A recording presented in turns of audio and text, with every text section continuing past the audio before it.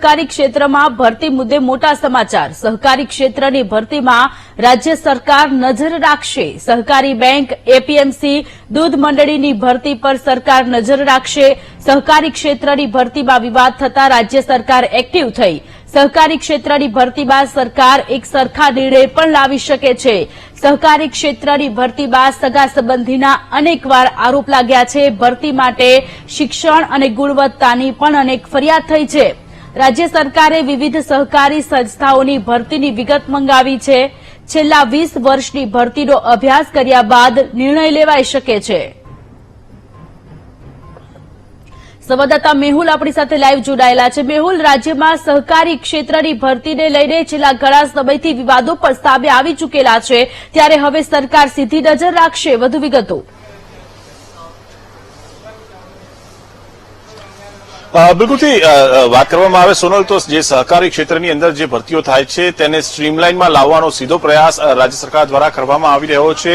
અગાઉ અનેક વખત સહકારી જે માળખાઓ છે તેની અંદર ભરતીઓના સંદર્ભમાં વિવાદ સામે આવી ચૂક્યો છે, જેની અંદર ડેરી હોય, બેંકો હોય, તેની અંદર સગાવાદના કારણે ભરતીઓ ગેરરીતિ થઈ હોય તેવી રજૂઆતો રાજ્ય સરકાર સમક્ષ આવી છે અત્યાર સુધી। અને આ રજૂઆતોના પગલે ક્યાંક ને ક્યાંક જે સહકારી ક્ષેત્રમાં થતી ભરતી છે તેને સ્ટ્રીમલાઇન કરવાનો સીધો પ્રયાસ છે, એક સૂત્રતા લાવવાનો પ્રયાસ છે તે કરવામાં આવી રહ્યો છે, કારણ કે તમામ જે ભરતીઓ કરવામાં આવે તે નિયમબદ્ધ થાય તેના માટેના આ પ્રયાસ કરવામાં આવી રહ્યા છે। અને તેના માટે જ જે છે વિગતો અત્યાર સુધી જે પણ ભરતી થઈ છે સહકારી બેંકોની અંદર તેની વિગતો મંગાવવામાં આવી છે। આ વિગતોના આધારે જે ભરતીઓ થઈ છે અને હવે પછીનો ભરતી કઈ રીતે થઈ શકે છે તેના ઉપર વિસ્તૃત નિર્ણય જે છે તે કરવામાં આવશે।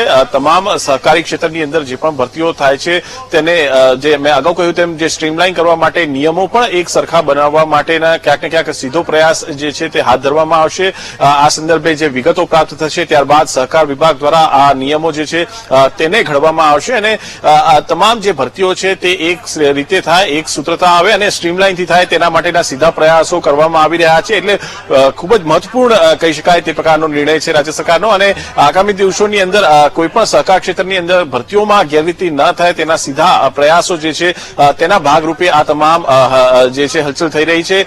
જે પણ વિગતો અત્યાર સુધીની ભરતીની જે છે આવશે તેની અંદર પણ જો ક્યાંક ગેરરીતિ જણાશે અથવા તેમાં કોઈ ફેરફાર જણાશે તો ચોક્કસથી તેના સંદર્ભે પણ રાજ્ય સરકાર આગામી દિવસોની અંદર કોઈ મોટો નિર્ણય જે છે તે લઈ શકે છે।